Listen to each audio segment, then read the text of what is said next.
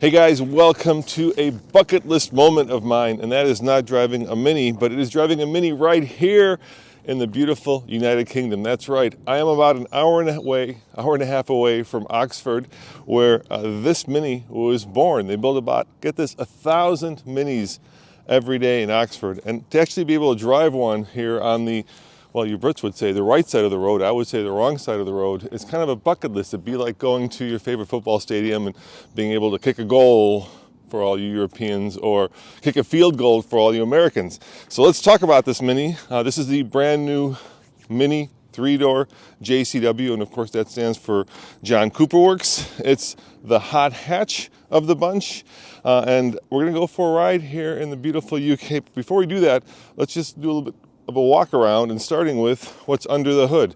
Now, as you know, this Mini has been around, so it's not new, but it is new to me because I have never driven one of these, at least not with this under the hood, which is a gasoline engine. That's right, at the office we have the SE, a 2022 model, and that is of course the electric one. This one is a 2-liter turbocharged regular internal combustion engine that puts out 225 horsepower, about 230 pound-foot of torque, powers the front wheels, and is mated to an 8-speed automatic transmission.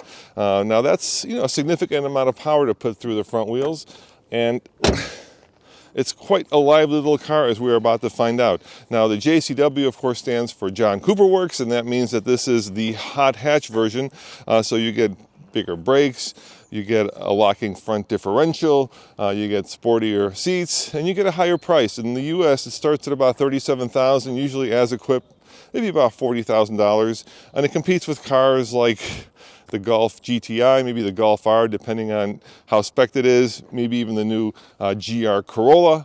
So it's, quite a lively little car, and the great thing about this one is this is the 3-door. So of course Minis have always been known for being fun to drive, so let's jump inside, take a look inside, and then let's take it for a ride. And I was just telling Matt, my videographer, that I haven't driven on the wrong side of the road now for about 10 years, so this will be interesting. But come on in, Matt, let's show him the inside. And inside what you get is, a very premium vehicle. So obviously Mini is now owned by BMW, and so there's a lot of BMW-ness about this car. So big fat steering wheel, paddle shifters. This one has the 8-speed automatic transmission, and a lot of driver safety aids. Of course, you get things like sport mode, and then this start button, which is kind of fun. So let's start it up. Hold on, let me close the door. What am I missing here? What am I missing, Matt? Oh, hold remote control. No, I don't want the steering wheel column. There it goes. I didn't think I was missing anything. And of course you can get Celsius instead of Fahrenheit, but that's not a big deal. Now, I'm a huge fan of the Mini brand. I have always been a huge fan. We have, in fact, 3 Minis at the office. Not only do we have this one, but we also have the electric version of this one, I should say, but we also have GP 2013, and Tommy drives a classic Mini.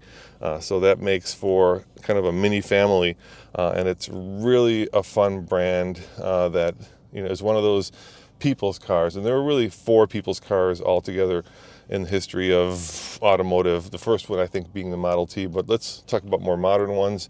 So there's the Mini, of course, and what I mean by people's car, it's a car that most people can afford. So this is, of course, the British version. The Volkswagen Beetle would be the American, the German version. The Deux Chevaux, which we also own, would be the French version. And then I'm blanking out on the last one. And we own it, so I shouldn't be blanking out. We don't own it. That's the Cinquecento, which is the French version. So they're all small, they're all affordable. They all have more style than substance in a lot of ways. And they're all extremely fun to drive in their own different ways. And what makes the Mini so much fun to drive is that not only is it quote unquote affordable. It used to be affordable. Now, of course, that it's owned by BMW, it's become more of a premium brand, but somewhat affordable. But it's a lot of fun to drive. It's zippy. All the words that come to mind when you think of things like a go-kart. So let's see if this is all that and more here in the UK.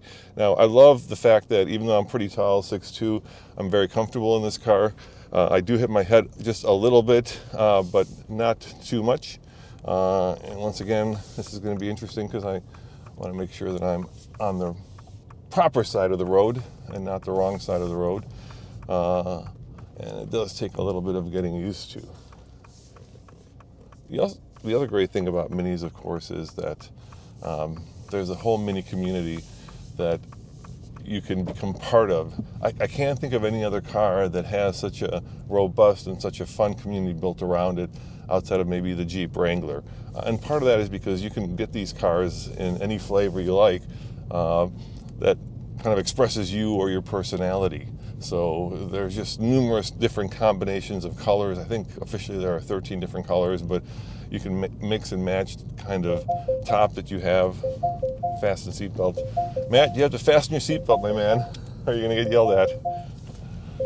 Like I was saying, Matt, doing a seatbelt, there are all kinds of different flavors and different power combinations, and it just becomes a car that becomes your own. And there's something special about that. Mini does a program in the States called Mini Takes the States, and that's an opportunity to actually go and drive one of these things across the country on a road trip, and that is just a huge hoot. Now, the reason I'm so excited to drive this car here in the UK is because this is where the car was designed to be driven, right? You've got these hedgerows, you've got these really tight little roads, and this is where the Mini comes to life. And having had a classic Mini at the office, I have to say this is a much wider and a bigger car. It's almost, when you get into the Countryman, the size of a Volkswagen Golf. So, modern aesthetics and modern safety regulations mean that you have to put a lot more into the car, but you can really see how this car comes to life because, as you can tell, this is a very narrow road, and any American car going down this road would feel very ginormous indeed. I'm going to wait for this guy to go by, make sure that we can get past him. There we go. Let's hit the road. Now, there are some cute things in here. For instance, this light ring that lights up based on, I don't know, when you turn up the volume, it changes. When one of the safety systems comes on, it changes color.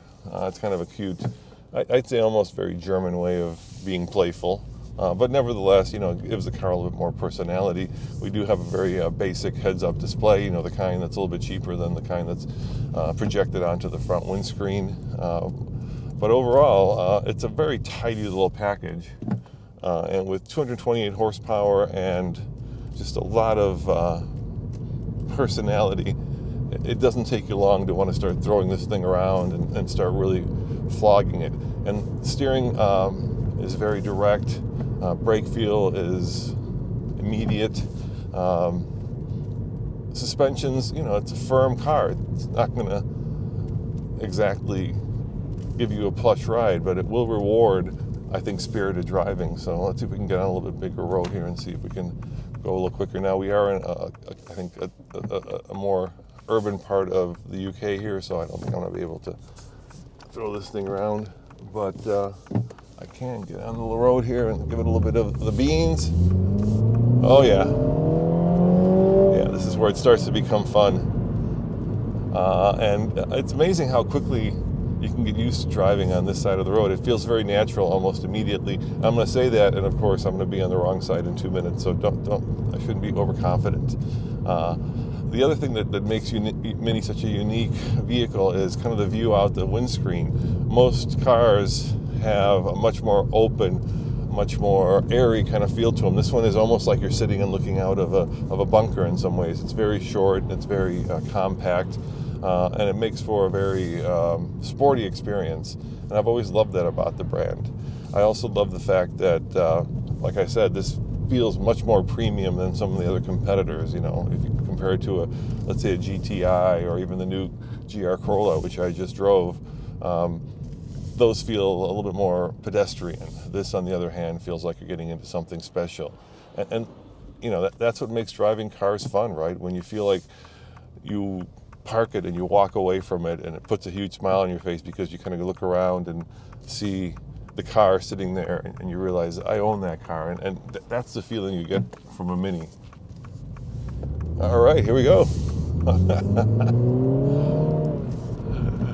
Get a chance to take it around these roads. In America, all of our roads are dead straight, so it's just a real pleasure to be able to get on a road where there's actually some turns, and you can actually feel the way the car was designed to be driven versus just, you know, a straight interstate highway where it's miles upon miles of nothing but going straight. Here you actually have to pay attention, and you have to kind of mind your P's and Q's. And I did manage to get myself behind a bus, of course. Anyway, there you have it, guys. That's just a short little, let's call it a preview of the JCW Mini Cooper. I'm really happy that I'm here because Mini brought me out here for the Goodwood Revival to get to experience a little bit of the UK. And I have to say, this is, like I said, a bucket list moment for me. Remember, head over to alltfl.com and check out all of our other coverage, including a lot of classics coverage that I'll be doing from the Goodwood Revival, where I get to dress up and be quite awkward. As always, this is Roman. See you guys next time. Ciao.